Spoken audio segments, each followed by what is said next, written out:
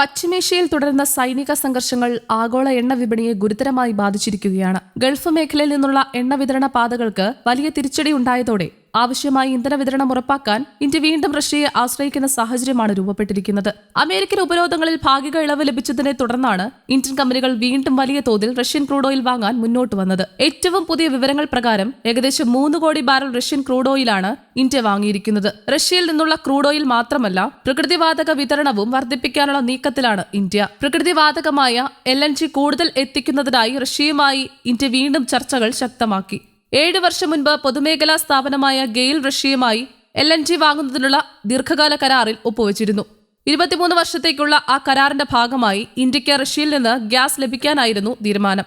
എന്നാൽ പിന്നീട് അമേരിക്കയുമായി വ്യാപാര ബന്ധം ശക്തിപ്പെട്ടപ്പോഴും ഉപരോധ ഭീഷണി ഒഴിവാക്കുന്നതിനുമായി ഈ ഇറക്കുമതി ഒരു പരിധിവരെ കുറച്ചിരുന്നു. ഇപ്പോഴത്തെ പശ്ചിമേഷ്യൻ സംഘർഷ സാഹചര്യത്തിൽ പാചകവാതക വിതരണത്തിൽ വരെ തടസ്സമുണ്ടാകാമെന്ന ആശങ്ക ഉയർന്നതോടെ റഷ്യയിൽ നിന്ന് കൂടുതൽ LNG എത്തിക്കാനുള്ള ശ്രമം ഇന്ത്യ വീണ്ടും ആരംഭിച്ചിരിക്കുന്നു. അതേസമയം റഷ്യയിൽ നിന്നുള്ള ക്രൂഡ് ഓയിൽ വാങ്ങുന്നതിന്റെ അളവും ഇന്ത്യ വൻതോതിൽ കൂട്ടിയിരിക്കുകയാണ്. കഴിഞ്ഞ വർഷം ജനുവരിയിൽ നിന്ന് ഒക്ടോബർ വരെ ഇന്ത്യ ഇറക്കുമതി ചെയ്ത മൊത്തം ക്രൂഡ് ഓയിലിന്റെ ഏകദേശം 30 മുതൽ 35% വരെ റഷ്യയിൽ നിന്നായിരുന്നു ലഭിച്ചത്. എന്നാൽ പിന്നീട് ചില ജിയോ പൊളിറ്റിക്കൽ സമ്മർദ്ദങ്ങളും വിപണിയിലെ മാറ്റങ്ങളും മൂലം ഈ വിഹിതം ഡിസംബറോടെ 25% താഴെയായി കുറഞ്ഞിരുന്നു. അമേരിക്കയുടെ പുതിയ ഇളവ് പ്രഖ്യാപിച്ചതോടെ വീണ്ടും റഷ്യൻ എണ്ണ വാങ്ങൽ കുത്തനെ ഉയർന്നുവെന്നാണ് റിപ്പോർട്ടുകൾ സൂചിപ്പിക്കുന്നത്.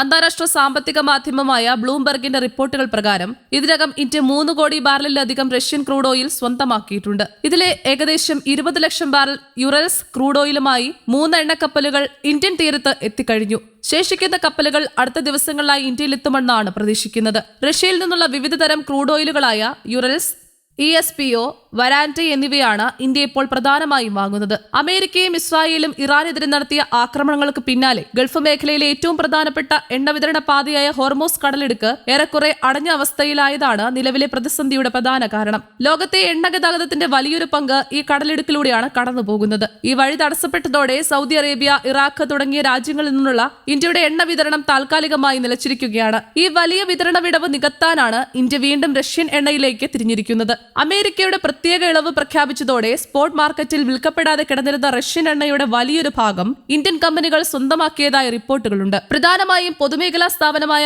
ഇന്ത്യൻ ഓയിൽ കോർപ്പറേഷനും സ്വകാര്യ മേഖലയിലെ റിലയൻസ് ഇൻഡസ്ട്രീസും ചേർന്നാണ് ഈ എണ്ണ വാങ്ങിയത്. ഈ എണ്ണയിൽ വലിയൊരു വിഹിതം ഇതിനകം കപ്പലുകളിൽ കയറ്റിയ നിലയിലോ ഏഷ്യൻ സമുദ്രപരിധിയിൽ കാത്തിരിക്കുകയോ ചെയ്യുന്നുവെന്നാണ് വിവരം. മുൻകാലങ്ങളിൽ റഷ്യൻ എണ്ണ ഇന്ത്യക്ക് വലിയ വിലക്കുറവോട് ലഭിച്ചിരുന്നു. എന്നാൽ നിലവിലെ സാഹചര്യത്തിൽ ലണ്ടനിലെ ബ്രെന്റ് ക്രൂഡ് നിരക്കിനേക്കാൾ ബാരലിന് $2 മുതൽ $8 വരെ അധികം നൽകി പോലും ഇന്ത്യ ഈ എണ്ണ വാങ്ങേണ്ടി വന്നിരിക്കുകയാണ്. അത്യാവശ്യമായ ഇന്ധന വിതരണം ഉറപ്പാക്കുന്നതിനായാണ് ഈ അധിക ചെലവ് സഹിച്ച് ഇന്ത്യ വാങ്ങൽ നടത്തുന്നതെന്ന് വിദഗ്ധർ വിലയിരുത്തുന്നു. റിപ്പോർട്ടുകൾ പ്രകാരം ഏകദേശം 1 കോടി barrel crude oil Indian Oil Corporation വാങ്ങിയതായും സമാന അളവിൽ റിലയൻസ് ഇൻഡസ്ട്രീസും സ്വന്തമാക്കിയതായും സൂചനകളുണ്ട്. എന്നാൽ ഈ ഇടപാടിനെ കുറിച്ച് ഇരു കമ്പനികളും ഇതുവരെ ഔദ്യോഗിക പ്രതികരണം നടത്തിയിട്ടില്ല. അമേരിക്കൻ ഭരണകൂടം പ്രഖ്യാപിച്ച പ്രത്യേക ഇളവ് പ്രകാരം മാർച്ച് 5 മുമ്പ് കപ്പലുകളിൽ കയറ്റിയതും ഇതിനകം ഇന്ത്യൻ കമ്പനികൾ വാങ്ങി ഇന്ത്യയിലേക്ക് കൊണ്ടുവരുന്നതുമായ എണ്ണയ്ക്കാണ് ഈ ഇളവ് ബാധകമാകുന്നത്. ഈ പ്രഖ്യാപനം വന്നതോടെ സിംഗപ്പൂരിലേക്കും ചൈനയിലേക്കും യാത്ര ചെയ്തുകൊണ്ടിരിക്കുന്ന ചില എണ്ണക്കപ്പലുകൾ പാതി വഴിയിൽ ദിശ മാറ്റി ഇന്ത്യയിലേക്ക് തിരിയുകയും ചെയ്തു. റഷ്യയുടെ പടിഞ്ഞാറൻ തുറമുഖങ്ങളിൽ നിന്ന് യുറൽസ് ക്രൂഡ് ഓയിൽ കയറ്റി സിംഗപ്പൂരിലേക്ക് പോയിരുന്ന മൈലോ, സാറ എന്നീ കപ്പലുകൾ ഇപ്പോൾ ഇന്ത്യയിലേക്കാണ് നീങ്ങുന്നത്.